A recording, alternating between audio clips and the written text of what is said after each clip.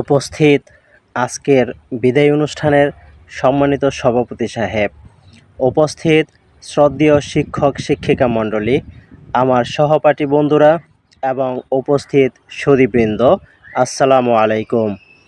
আজকের এই দিনটি আমাদের জন্য আনন্দের নয়, বরং এক অজানা বিষণ্ণতার।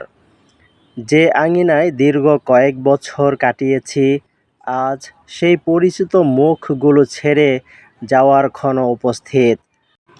তাই তো কবির ভাষায় বলতে হয়, যেতে নাহি দেব হায়, তবু যেতে দিতে হয়, তবু চলে যায়।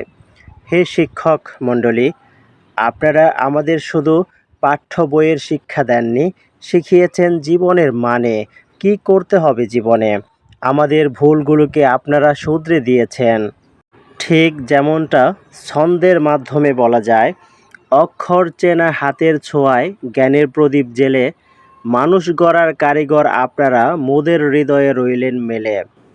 যদি করে থাকি কোনো ভুল, দিও ক্ষমা করে, আপনার আশিস থাকুক সাথে এই জীবন তরে।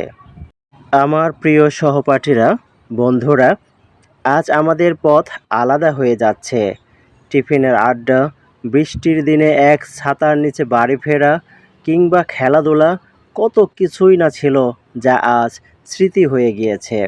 হয়তোবা হবে না আর দেখা এই চেনা বারান্দায়, বাজবে না সুর একসাথে আর স্মৃতির ওই মোহনায়।